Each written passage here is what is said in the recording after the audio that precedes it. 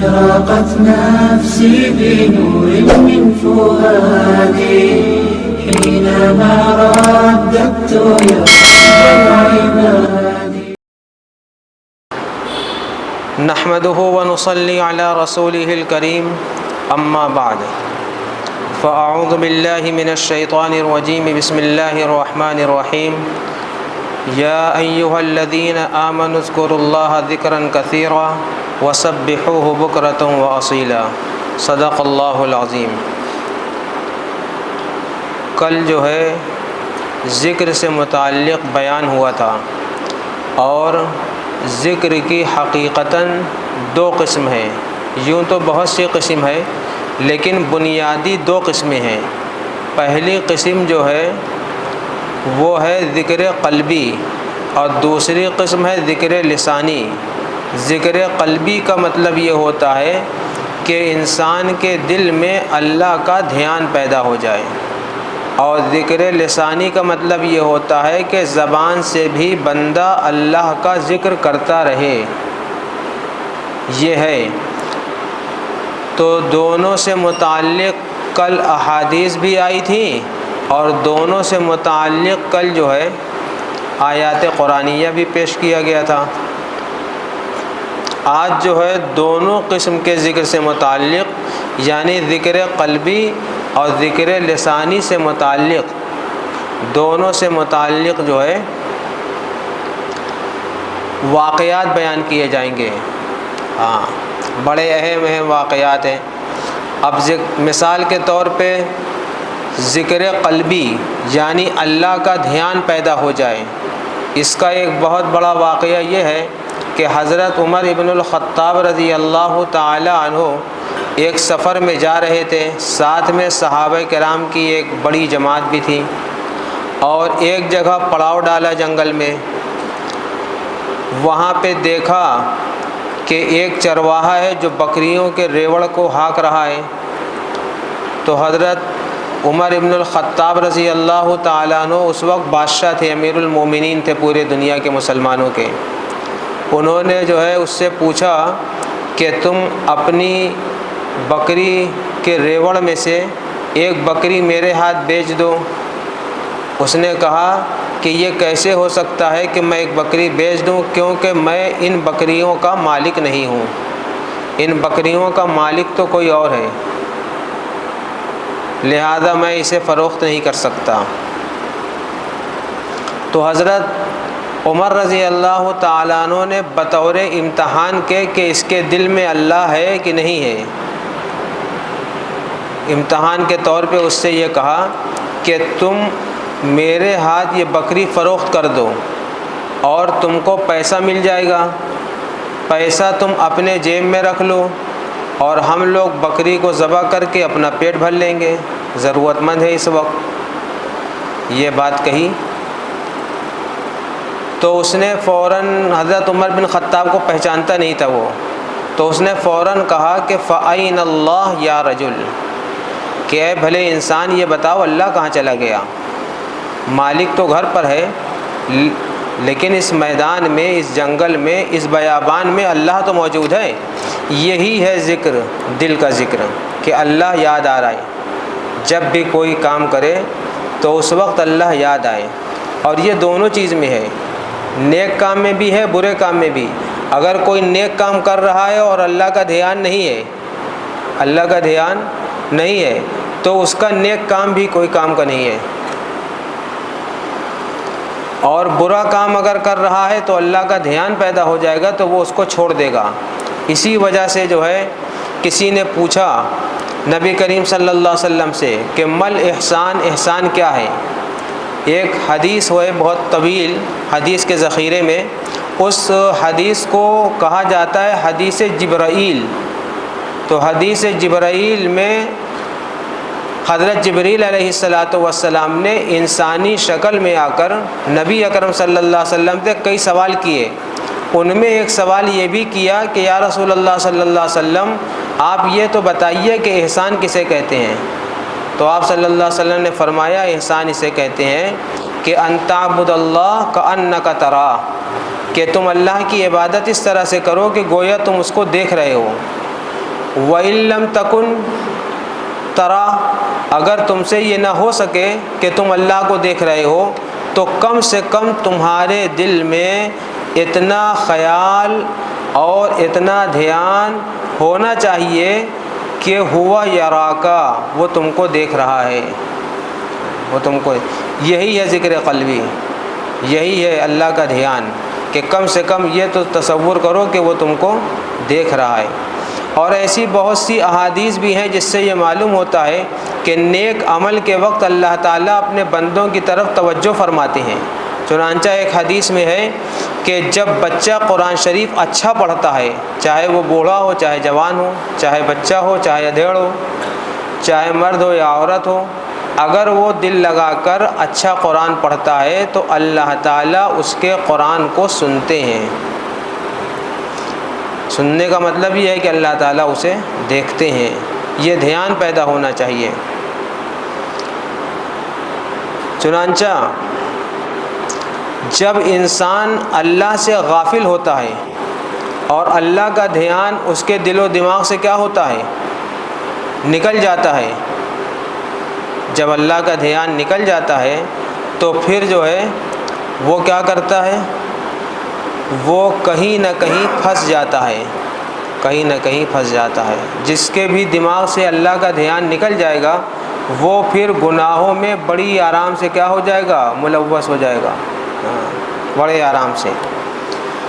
چنانچہ حضرت جنید بغدادی رحمۃ اللہ علیہ کا ایک واقعہ لکھا ہوا ہے کہ کسی نے ان کو ایک پرندہ بطور تحفے میں دے دیا، تحفہ دے دیا، آپ نے اسے قبول فرما لیا پرندے کو اور اس کو پنجڑے میں رکھ لیا بند کر کے۔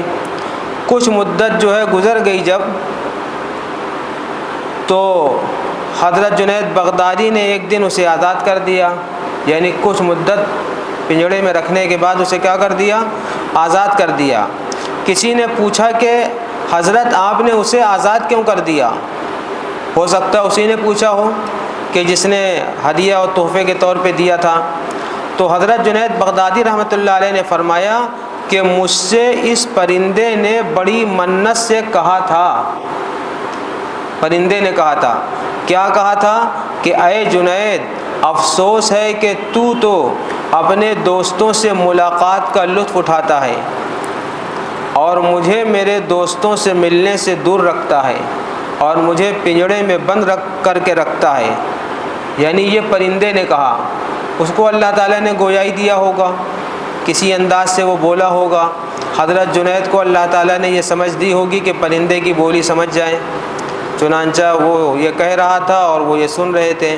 تو جب پرندے کی یہ بات سنی تو ان کو اس پرندے پر رحم آیا۔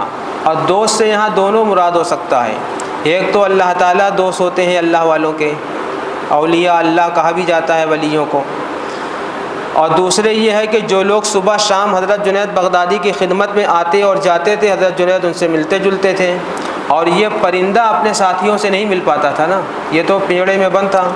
تو اس نے کہا جس طرح تم اپنے دوستوں سے ملتے ہو ویسے مجھ کو بھی ملنے کا موقع دو۔ تو جب حضرت جنید نے یہ بات سنی تو ان کو رحم آیا اور انہوں نے اس کو جو ہے چھوڑ دیا، اور وہ پرندہ اڑ کر اپنا تھوڑا دور چلا گیا اور کہنے لگا کہ حضرت جنید کو اس نے ایک بہت اچھی بات بتائی، پرندے نے کہا کہ جنید سنو کہ پرندہ ہو یا جانور ہو، جب تک یہ لوگ اللہ کے ذکر میں مصروف رہتے ہیں تو آزاد رہتے ہیں، اور جب یہ لوگ اللہ کے ذکر سے غافل ہوتے ہیں تو کسی کی قید میں گرفتار ہو جاتے ہیں، کسی کی قید میں چلے جاتے ہیں۔ اور یہ حدیث بھی ہے، حدیث ہے کہ جو مچھلیاں سمندر میں رہتی ہیں اور کٹیا یا جال ڈال کے ان کو پھنسانے کی لوگ کوشش کرتے ہیں تو اس کٹیے اور جال میں وہی مچھلی آتی ہے جو اللہ کے ذکر سے غافل ہوتی ہے۔ اس سے یہ معلوم ہوا کہ مچھلیاں، پرندے، چرندے، درندے، درخت، پتے، پتھر، آسمان، زمین، تمام چیزیں، کائنات کا ذرہ ذرہ اللہ کا ذکر کرتا ہے۔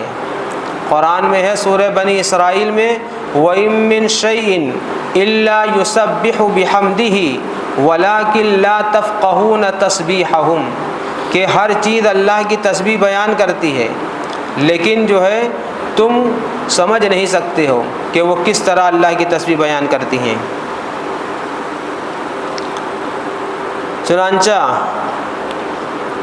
وہ پرندہ کہنے لگا کہ ہم لوگ اسی وقت گرفتار ہوتے ہیں جب اللہ کی یاد سے غفلت کرتے ہیں۔ اور پھر اس نے کہا کہ اے جنید، میں نے یاد الہی سے صرف ایک دن غفلت کی تھی، جس کی سزا میں مجھے پنجڑے کی سخت سزا بھگتنی پڑی۔ یعنی وہ پرندہ اللہ کا ذکر نہیں کر سکا تھا تو کسی نے اس کو پکڑ لیا اور حضرت جنید بغدادی کو ہدیہ کر دیا۔ آپ اندازہ لگائیے کہ جب پرندوں کو یہ سزا ملتی ہے جو عقل اور شعور نہیں رکھتے ہیں، مچھلی جو عقل اور فہم سے جو ہے خالی ہے، جانور جن کو کہا بھی جاتا ہے کہ یہ ناسمجھ ہیں، بے زبان ہیں، جب وہ اللہ کے ذکر سے غافل ہونے کی سزا پاتے ہیں تو انسان جو اللہ کے ذکر کا مکلف ہے، جس کو اللہ تعالیٰ نے حکم دیا ہے کہ ذکر کیا کرو، صبح شام کیا کرو، ذکر قلبی بھی اور ذکر لسانی بھی، وہ انسان جب غافل ہوگا تو کن کن لوگوں کی قید میں پھنسے گا کچھ کہا نہیں جا سکتا، کن کن لوگوں کی قید میں پھنسے گا۔ حضرت جنید بغدادی سے اس پرندے نے کہا کہ میں نے توبہ کی اور آج کے بعد کبھی اللہ کا ذکر نہیں چھوڑوں گا، لہذا ہمیں اور آپ کو بھی یہ عہد کرنا چاہیے کہ ہم لوگ بھی اللہ کا دھیان ہر وقت رکھیں گے اور اللہ کے ذکر سے کبھی غافل نہیں ہوں گے۔ اور جو ہے یہ بھی لکھا ہوا ہے کتابوں میں کہ وہ پرندہ کبھی کبھی حضرت جنید بغدادی کے پاس آیا بھی کرتا تھا۔ کبھی کبھی دیکھیے، یہ اس کو کہتے ہیں احسان شناسی۔ ایک ہوتا ہے احسان شناسی یعنی احسان کو پہچاننا لوگوں کے، اور ایک ہوتا ہے احسان فراموشی۔ تو حضرت جنید بغدادی نے جو ہے اس کو آزاد کیا تھا تو وہ ان کے احسان تلے دبا تھا، اسی لیے ان کی زیارت کو بار بار آتا تھا۔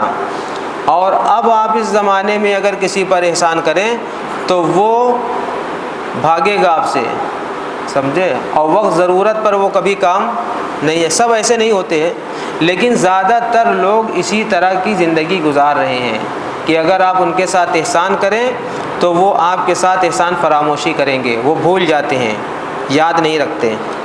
لیکن یہ پرندہ ہو کر کبھی کبھی حضرت جنید بغدادی کے پاس آتا تھا، اور ان کے دسترخوان جب وہ آتا تھا تو وہ دسترخوان پہ کھانا جو ہے دانہ چھڑک دیتے تھے تو وہ کھاتا بھی تھا، اور لوگ اپنا کھانا کھاتے تھے اور وہ پرندہ اپنا کھاتا تھا اور پھر چلا جاتا تھا۔ اور یہ تھا ذکر قلبی۔ ایسے ہی ذکر قلبی کا ایک واقعہ اور ہے۔ حضرت امام غزالی رحمۃ اللہ علیہ یہ بہت بڑے فلسفی بھی تھے اور بہت بڑے صوفی بھی تھے اور بہت بڑے عالم ربانی بھی تھے، بہت قابل انسان تھے۔ یہ روحانی علم بھی جانتے تھے اور ظاہری علم سے بھی یہ بہت زیادہ واقف تھے۔ تو یہ دو بھائی تھے، محمد ایک بھائی کا نام تھا اور ایک بھائی کا نام احمد تھا۔ تو امام غزالی رحمۃ اللہ علیہ اپنے وقت کے بہت بڑے واعظ و خطیب بھی تھے اور مسجد میں نماز بھی پڑھاتے تھے، اور ان کے بھائی عالم بھی تھے اور نیک بھی تھے، لیکن وہ مسجد میں نماز پڑھنے کے بجائے اپنی الگ نماز پڑھ لیا کرتے تھے۔ یعنی مسجد تو جاتے تھے گھر سے آ کر ان کے بڑے بھائی احمد، لیکن جو ہے وہ امام غزالی محمد جن کا نام تھا ان کے پیچھے نماز نہیں پڑھتے تھے، اپنی نماز الگ پڑھتے تھے۔ جب کچھ دن گزر گیا تو لوگوں نے امام غزالی یعنی چھوٹے بھائی سے یہ کہنا شروع کیا کہ بھائی کیا بات ہے، تمہارا بڑا بھائی تمہارے پیچھے نماز نہیں پڑھتا ہے، کچھ دال میں کالا ہے کیا چکر ہے؟ تو محمد اور احمد ان دونوں بھائی کے والد کا انتقال ہو چکا تھا، والدہ حیات میں تھیں۔ تو محمد نے اپنے بڑے بھائی احمد کی شکایت کی امی سے، ہاں، کہ امی جان یہ میرے پیچھے نماز نہیں پڑھتے ہیں اور لوگ مجھ سے پوچھتے ہیں، مجھے بڑی شرم آتی ہے، آپ بھائی سے کہیے کہ وہ میرے پیچھے نماز پڑھا کریں۔ تو بہرحال ماں نے بلایا بڑے بھائی احمد کو اور بلا کر نصیحت کی۔ چنانچہ جب نماز کا وقت آیا تو امام غزالی نماز پڑھانے مسجد چلے گئے اور ان کے بڑے بھائی احمد وہ بھی پیچھے پیچھے چلے گئے، اور جب امام غزالی نے نماز شروع کی تو ایک رکعت تو انہوں نے صحیح سے پڑھی بڑے بھائی نے پیچھے، اور دوسری رکعت میں نیت توڑ دیا اور جو ہے اپنی نماز پھر پڑھنے لگے۔ تو پھر امام غزالی اپنی ماں کے پاس آئے، کہنے لگے امی جان آج تو میری اور زیادہ بے عزتی ہو گئی، کیونکہ ابھی تک تو یہ نہیں پڑھ رہے تھے، ٹھیک تھا، لیکن آج جو ہے ایک رکعت پڑھ کے نیت توڑ دی تو مجھے بڑی شرم آئی، آپ ان سے پوچھئے کہ ایسا کیوں کرتے ہیں۔ یہاں بھی بہت سے لوگ کبھی کبھی آ جاتے ہیں اپنے امام بھائی کو چھوڑ کر۔ تو بہرحال امی نے بلایا، ہاں، اور کہا بیٹا تم نے ایسا کیوں کیا کہ چھوٹے بھائی کے پیچھے نماز پڑھی ایک رکعت اور پھر جو ہے توڑ دی نماز۔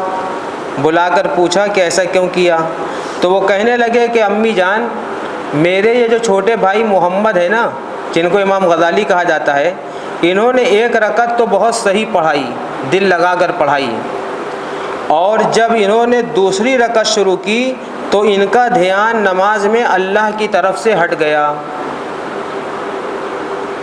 تو جب ان کا دھیان اللہ کی طرف سے ہٹ گیا تو میں نے جو ہے نیت توڑ دی کہ ایسے امام کے پیچھے کیا نماز پڑھوں جس کا دھیان اللہ کی طرف نہیں ہے، یعنی ذکر قلبی نہیں رہا، دھیان بٹ گیا۔ تو والدہ نے چھوٹے بھائی سے پوچھا کہ کیا بات ہے، یہ جو کہہ رہے یہ صحیح ہے، بڑا بھائی جو کہہ رہا صحیح ہے؟ تو انہوں نے کہا کہ امی جان بالکل ٹھیک کہہ رہے ہیں، یہ میں جب نماز پڑھانے جا رہا تھا تو اس سے پہلے ایک مسئلہ دیکھ رہا تھا، کسی موضوع پہ دیکھ رہے تھے وہ مسئلہ، اور پھر نماز کا ٹائم ہو گیا تو نماز کے ٹائم کی وجہ سے ہم جلدی سے مسجد چلے گئے۔ پہلی رکعت میں تو میرا دھیان اللہ کی طرف تھا، لیکن جب دوسری رکعت شروع ہوئی تو میرا دھیان پھر اسی مسئلے کی طرف چلا گیا، اسی مسئلے کی طرف۔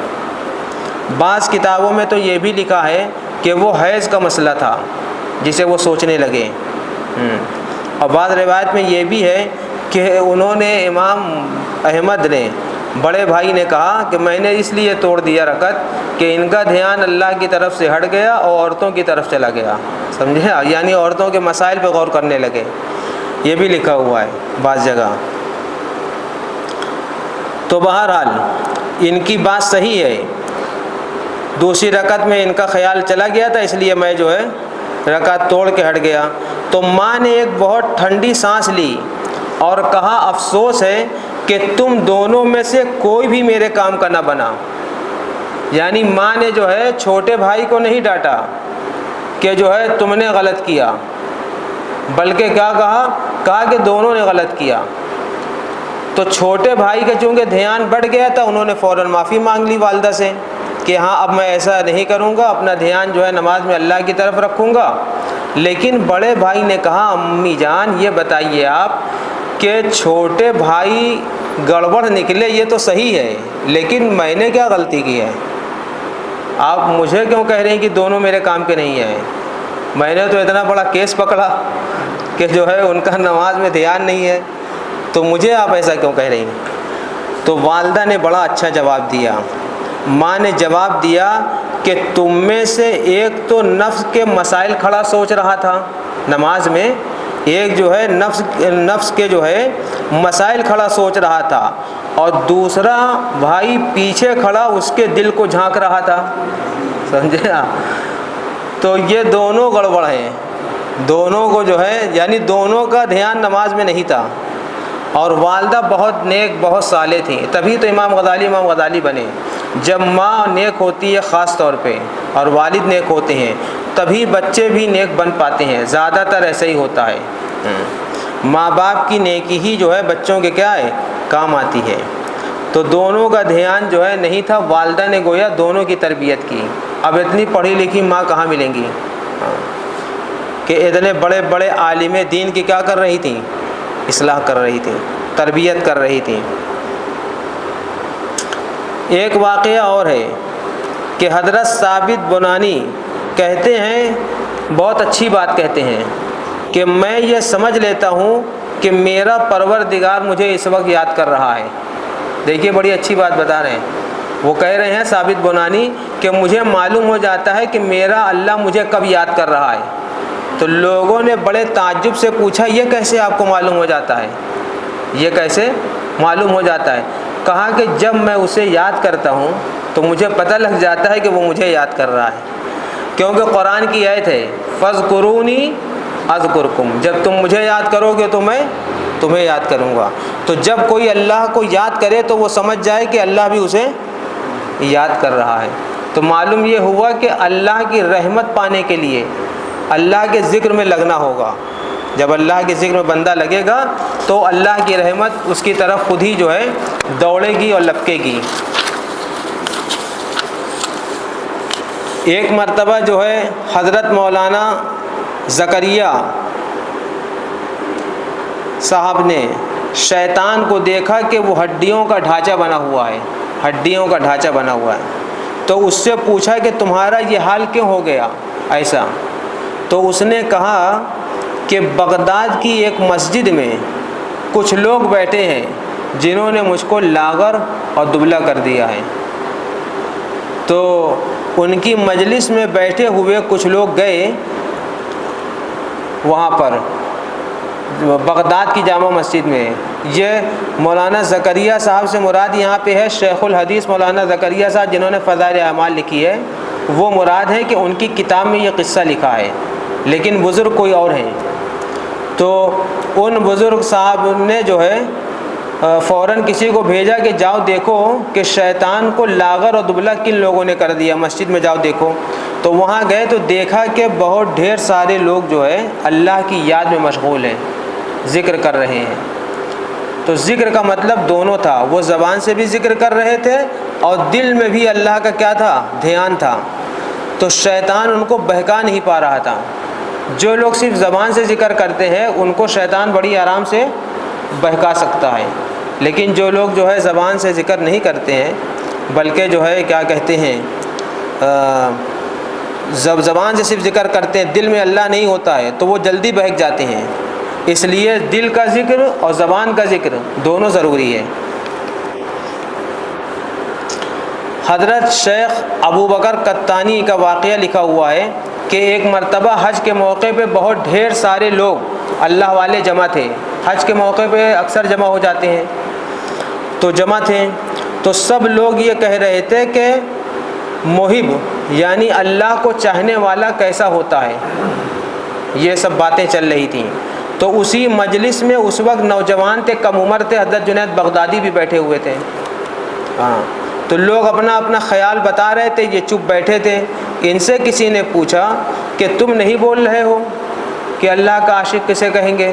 تو انہوں نے کہا کہ اللہ کا عاشق تو وہ ہے جس کی خودی جاتی رہے، یعنی وہ خود کو بھول جائے کہ میں کیا ہوں، وہ خود کو بھول جائے کہ میں کیا ہوں، تب جو ہے وہ اللہ کو پا سکتا ہے۔ اور جو اللہ ہی کے پاس جو ہے اپنی دکھائے کہ میں عالم ہوں، میں حافظ ہوں، میں پیر ہوں، میں جو ہے امیر ہوں، میں جو ہے کیا کہتا ہوں سخی ہوں، بہادر ہوں، اور جو ہے پوری رات عبادت کرنے والا ہوں، خود ہی گیت گاتا رہے، نہیں، وہاں تو دیکھیے عاجزی ہے۔ نبی کریم صلی اللہ علیہ وسلم کی دعاؤں میں ہے کہ آپ جب اللہ سے دعا مانگتے تھے تو کبھی سا زجیع، اور کہیں کہیں آپ نے اپنے کو ان البائس کہا ہے، کہیں پہ آپ نے اپنے آپ کو ان الفقیر کہا ہے، کہیں پہ آپ نے اپنے آپ کو ان الذلیل کہا ہے، کہیں پہ آپ نے اپنے آپ کو ان الضعیف کہا ہے کہ میں کمزور ہوں، ذلیل ہوں، بے بس ہوں، بے سہارا ہوں۔ تو یعنی اپنی خودی کو بیچ دے، اللہ کے آگے اپنے آپ کو کچھ نہ یاد رہے کہ میں کیا ہوں۔ ایسے بہت سے لوگ ہیں دنیا میں کہ جو اللہ کے آگے اپنے کو کچھ نہیں سمجھتے ہیں، اور اس کی علامت ہوتی ہے. اس کی علامت کیا ہے؟ اس کی علامت یہ ہے کہ جب دنیا اور دین دونوں کا تقابل ہو جائے، دونوں کا ٹکراؤ ہو جائے، یعنی جب تک دنیا بھی چل رہی ہے دین بھی چل رہا تو کوئی بات نہیں، لیکن کبھی ایسا موقع آ سکتا ہے کہ دین کو یا تو چھوڑنا پڑے گا یا دنیا کو چھوڑنا پڑے گا. تو اگر آپ نے دنیا کو چھوڑ دیا اور دین کو اختیار کر لیا تو کہا جائے گا کہ آپ اللہ کے عاشق ہیں، آپ اللہ کے ولی ہیں. اور آپ نے خدا ہی کو چھوڑ دیا اور دنیا کو اپنے سینوں سے لگا لیا تو کہا جائے گا کہ یہ خدا کا عاشق نہیں ہے، ہاں یہ عاشق نہیں ہے، یہ کاذب ہے، اپنے عشق میں جھوٹا ہے. یہ ایک شخص کا کتا مر رہا تھا تو کسی نے کہا کہ کیوں مر رہا ہے؟ تو اس نے کہا بھوک سے مر رہا ہے. تو لوگوں نے پوچھا کہ تمہاری اس گٹھری میں کیا ہے؟ کہا کہ میرا کھانا ہے. تو کہا کہ یہ کھانا روٹی اس کو دے دو کتے کو تاکہ اس کی جان بچ جائے. تو کہا کہ کھانا کھلانے والی محبت نہیں کیا ہے، سمجھے گا، پال لیا ہے شوقیہ بس.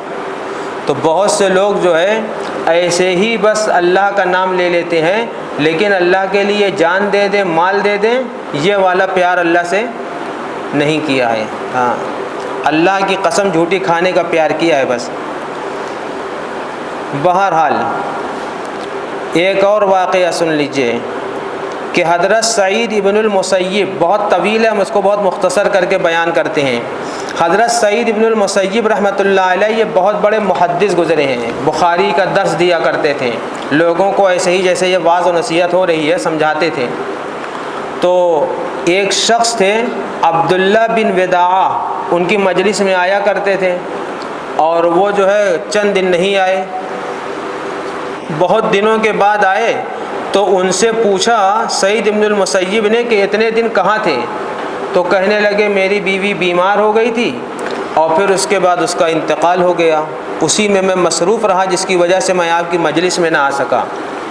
تو انہوں نے کہا کہ کیا تمہارا نکاح ہو سکتا ہے، نکاح کرو گے؟ انہوں نے کہا میں بہت غریب آدمی ہوں، میں کہاں سے نکاح کر پاؤں گا، 2-3 آنا تو میری آمدنی ہے. تو کہا میں کر دوں نکاح تمہارا؟ کہا کہ ہاں اگر آپ کرا دیں بڑی اچھی بات ہے. تو خطبہ پڑھا اور اپنی بیٹی سے نکاح کر دیا، اپنی بیٹی سے. اور وہ کہتے ہیں عبداللہ بن وداع کہ مجھ کو بڑی خوشی ہوئی جب میرا نکاح ہو گیا، اور میں یہی سوچ رہا تھا کہ کہیں سے قرضہ لوں اور جو ہے رخصتی کی تیاری کروں. چنانچہ جو ہے میں اپنے گھر گیا، گھر کو صاف ستھرا کر رہا تھا، زیتون اور روٹی پڑی ہوئی تھی، کھانے کے لیے کچھ نہیں تھا، اس کو میں نے تھوڑا بہت گرم کیا، وہ بھی چراغ کی روشنی میں، انگارہ نہیں تھا، گیس کا تو کوئی تصور ہی نہیں تھا اس زمانے میں. اتنے میں میرے دروازے کو کسی نے کھٹکھٹایا، میں نے پوچھا کون؟ تو اس نے کہا سعید. اب کہتے ہیں کہ میرا ذہن حضرت سعید ابن المسیب کی طرف نہیں گیا کیونکہ یہ اپنے مسجد اور گھر کے علاوہ کہیں نہیں جاتے تھے. بہرحال میں نے دروازہ کھولا تو انہوں نے کہا کہ آپ کا نکاح ہو گیا ہے، اب نکاح کے بعد آپ کا تنہا سونا صحیح نہیں ہے، لہٰذا یہ آپ کی بیوی ہے، یعنی اپنی بیٹی کو لے آئے اور ان کے گھر میں چھوڑ دیا. تو دیکھیے کتنا پاک دامنی کا زمانہ تھا، اللہ کا دھیان کتنا تھا. ایک تو باپ کو اتنا دھیان تھا کہ صحیح آدمی سے نکاح کرایا. غربت کوئی چیز نہیں ہے، غربت جو ہے یہ دیکھیے کچھ چیزیں دنیا میں عارضی ہوتی ہیں، انہی میں امیری بھی ہے، انہی میں غریبی بھی ہے. امیری اور غریبی، امیری بھی ہمیشہ کسی کے ہاں نہیں رہتی ہے اور غریبی بھی ہمیشہ کسی کے ہاں نہیں رہتی ہے. بہت کم لوگ ایسے ہیں جو ہمیشہ غریب رہیں اور بہت کم لوگ ایسے ہیں جو ہمیشہ امیر رہیں. امیر غریب ہوتا رہتا ہے اور غریب امیر ہوتا رہتا ہے، یہ زمین و آسمان میں نظارہ ہمیشہ دیکھنے کو ملتا رہتا ہے. چنانچہ جو ہے حضرت سعید ابن المسیب نے جو ہے دینداری دیکھی اور شادی کر دی. تو انہوں نے جو ہے پاک دامن انسان تھے، چھت پہ چڑھ گئے اور پورے محلے میں اعلان کیا کہ سنو میرا نکاح جو ہے حضرت سعید ابن المسیب نے اپنی بیٹی سے کر دیا ہے اور ابھی تھوڑی دیر ہوا ہے کہ اپنی بیٹی کو میرے گھر پہنچا گئے ہیں. پورے محلے والے اکٹھا ہو گئے کہ یہ کیسے ہو سکتا ہے، یعنی یہ اتنا غریب آدمی اور سعید ابن المسیب اتنے بڑے آدمی، وہ دین اور تقوی میں بھی بڑے تھے اور ساتھ ہی ساتھ ان کی لڑکی اتنی خوبصورت تھی کہ بادشاہ وقت نے اپنے شہزادے ولی عہد سے پیغام بھیجا تھا. ولید ابن عبد الملک نے اپنے بیٹے سے کہا تھا شادی کرنے کو. لڑکی ان کی بہت خوبصورت تھی. تو لوگ اکٹھا ہو گئے بڑے تعجب سے. ان کی ماں کو بھی پتہ چلا, ماں بھی آ گئی. ماں نے کہا کہ اگر 3 دن تک تم نے اس میری بہو سے بات کیا یا ہاتھ لگایا تو میں تم سے کبھی بولوں گی نہیں. 3 دن کے بعد تم اس کو چھونا, 3 دن میں تیاری کروں گی. یہ عورتوں کا مزاج پہلے بھی تھا, آج بھی ہے, کہ وہ شادی میں خوب تیاریاں کرتی ہیں. اسی تیاری کے چکر میں شادیاں خوب لیٹ بھی کرتی ہیں, کئی سال لگا دیتی ہیں, کیونکہ وہ جتنا چاہتی ہیں خرچ کرنا اب اتنا مال اکٹھا نہیں ہوا ہے شوہر کے پاس, تو شادی کو دیر کرتی ہیں. تو بہرحال وہ مان گئے اپنی ماں کی بات. ماں نے ساری تیاری کی اور پھر 3 دن کے بعد وہ کہتے ہیں کہ جب میں اپنی بیوی سے ملا تو وہ چاند سے زیادہ خوبصورت تھی اور قرآن شریف کی حافظہ تھی, عالمہ تھی, سارے مسائل سے واقف تھی, شوہر کے حقوق سے خوب آشنا تھی. کہتے ہیں کہ میری زندگی بدل گئی. کسی کو بیوی اگر نیک مل جائے تو اس کی دنیا ہی جنت ہو جاتی ہے, اور کسی کو اس کی الٹی مل گئی تو اس کی جنت بھی گئی. تو بہرحال یہ جو تھا نکاح, یہ اللہ کے ذکر, اللہ کی یاد, ایسے لوگوں سے شادی کرنا. اب تو لوگ اپنی شادی چور اچکوں سے کرنا چاہتے ہیں, جو رشوت لیتا ہو, سود لیتا ہو, بڑھیا کماتا ہو, تو یہ کہا جا سکتا ہے کہ چور اچکا داماد لانا چاہتے ہیں. تو حضرت ابو بکر صدیق رضی اللہ تعالیٰ عنہ کیسے زبردست ذاکر تھے. روایات میں آتا ہے کہ حضرت ابو بکر صدیق رضی اللہ تعالیٰ عنہ جو ہے کبھی کبھی اپنی زبان کو پکڑتے تھے اور کبھی کبھی اس زبان کے نیچے جو ہے اینٹا رکھ لیتے تھے جب بیت الخلاء جاتے تھے, کیونکہ زبان ایٹومیٹک اللہ کی یاد میں مشغول ہو جاتی تھی, ہر وقت ذکر کرتے تھے. ایک مرتبہ میں ایک ملک گیا اور ایک شخص کو برابر دیکھتا رہتا تھا اور پھر اس سے میری ملاقات بھی ہوئی بعد میں. ہر وقت اس کی زبان چلتی تھی, ہر وقت ذکر کرتا تھا, ہر وقت. بہت بڑا ذاکر تھا اور اس ملک کا وہ بہت بڑا مالدار بھی تھا, اور بہت بڑا اللہ کا ذاکر بھی تھا. تو حضرت ابو بکر صدیق رضی اللہ تعالیٰ عنہ ذکر لسانی میں بھی آگے تھے اور ذکر قلبی میں بھی آگے تھے. ان سے زیادہ اللہ کا دھیان کس کو ہو سکتا ہے نبی کے بعد. اسی وجہ سے تو کہا گیا کہ نبی کے بعد سب سے افضل انسان کون ہے؟ حضرت ابو بکر صدیق رضی اللہ تعالیٰ عنہ. اسی اللہ کے دھیان کی وجہ سے یہ مرتبہ انہوں نے پایا. اور ذکر زبان سے بھی کیا کرتے تھے زبردست طریقے سے. حدیث میں آتا ہے کہ ہر وقت ان کی زبان ذکر میں جو ہے بڑی مشکل سے وہ جب قضاء حاجت کے وقت اپنی زبان کو روکتے تھے. اللہ تعالی ہمیں بھی جو ہے ذکر لسانی اور ذکر قلبی دونوں سے جو ہے نواز دے.